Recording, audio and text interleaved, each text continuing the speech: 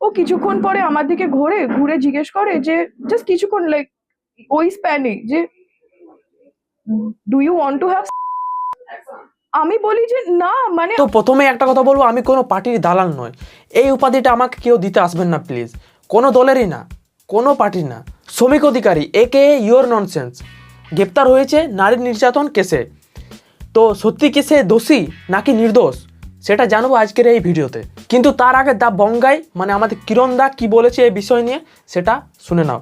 ঘুরতে গেছিলাম ভাই, সেই ছবি ছেড়েছিলাম, সেখানে একাধিক মানুষ কমেন্ট করেছে আমি একজন কাওয়ার্ড ক্রিয়েটার, আমি একজন ভীতু ক্রিয়েটার, শাসক দলকে ভয় পেয়ে গেছি তাই কাউকে সাপোর্ট করছি না, কোনো ব্যাপারে ওপিনিয়ন দিচ্ছি না। দেখো, ভয় শুধু আমি নিজের বাপকে পাই, আর কাউকে পাই না। তাহলে এই বংম্যান, চাকরিমল এইসব ভিডিওগুলো আসতো না। দ্বিতীয়ত, কোনো ব্যাপারে চুপ থাকা, ওপিনিয়ন না দেওয়া ভাববে বেশি হেল্পফুল, নিশ্চয়ই কোনো কারণ আছে ভাববে, বাকি সময় হাতে। দেখো কে কোথায় আছে, কিভাবে আছে, কি পরিস্থিতিতে আছে, না জেনে কাউকে মেরুদণ্ডহীন বলাটা মানে আমি মনে করি না যে সঠিক। আর সে কেন বলছে না তার পেছনেও কোনো কারণ থাকতে পারে। তখন আমার গায়ে কোনো শক্তি নেই, আমার দুটো চোখ বন্ধ হয়ে গেছে পুরো, আমার কোনো ভিশন নেই। ও তখন এটা করছে জেনে যে আমি কিছু দেখতে পাচ্ছি না। আমি ওকে বলছিস আমি করো না, এটা কেন করছো? আমি কাঁদছি, আমার চোখ থেকে জল বেরোচ্ছে না কেন কি এতটা ফুলে বন্ধ হয়ে গেছে চোখটা। আরো বলছি কিন্তু আমি তোর পেছনে ভালোবেসে করছি। এবার আমার একটা প্রশ্ন, যে শ্রমিক অধিকারী কি ওই মেয়েটাকে আগের থেকে জানতো, আগের থেকে পরিচিত ছিল? আর যদি পরিচিত না ছিল তাহলে একজন অজানা ব্যক্তিকে বাড়ির ভিতরে বসালো কেন? যাকে তাকে তো তুমি আর বাড়ির ভিতর নিয়ে এসে বসাবে না। ওই ফোনটা আমার ছেলে ছাদে নিয়ে গিয়ে দেখেছে ওর মেসেজগুলো। এবারে প্রত্যেকটা ক্ষণে বলছে, দেখ তুই সরস্বতী পুজোয় তুই মিথ্যে কথা বললি, তোর বাড়িতে কে মারা গেছে, তুই এলি না।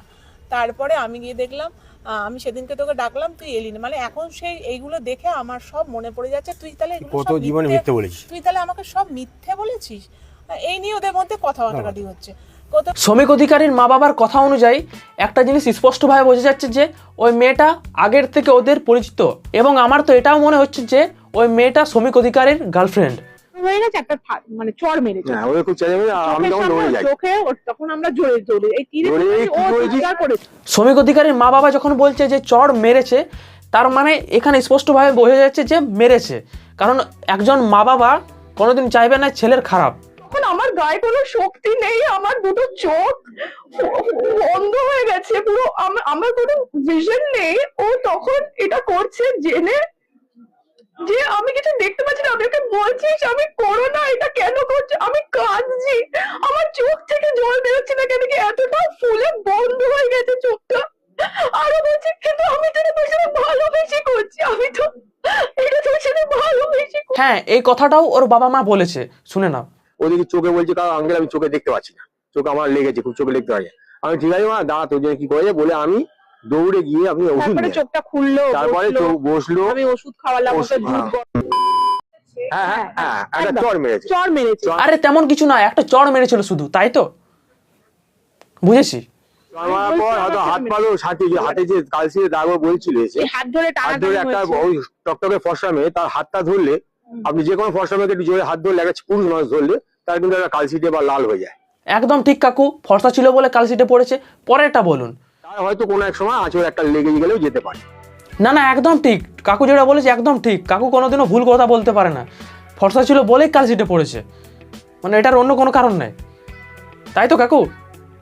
বলে আমি দৌড়ে গিয়ে আপনি ওষুধ তারপরে নিয়ে চোখটা খুল ওষুধ আনতে হয়েছিল, মানে এটাও সত্যি কথা, এখানেও কোনো মিথ্যা নেই যে ওর চোখ ফুলে গিয়েছিল ওষুধ আনতে হয়েছিল, ওর বাবা মা বলছে। তবে এখান থেকে একটা জিনিস স্পষ্টভাবে বোঝা যাচ্ছে যে মেয়েটা যা যা বলেছে তার মধ্যে সত্যতা আছে, পুরোপুরি হোক বা না হোক সত্যতা আছে, কারণ অনেক কিছু কথা ওর বাবা মা বলছে। এবার দেখার বিষয় এটা যে কত পার্সেন্ট সত্য আছে আর কত পার্সেন্ট মিথ্যা আছে, ওটা আমরা না, কোর্ট হিসাব করবে। কারণ আমার কথাতে বা তোমার কথাতে কোনো কিছু প্রমাণ হবে না।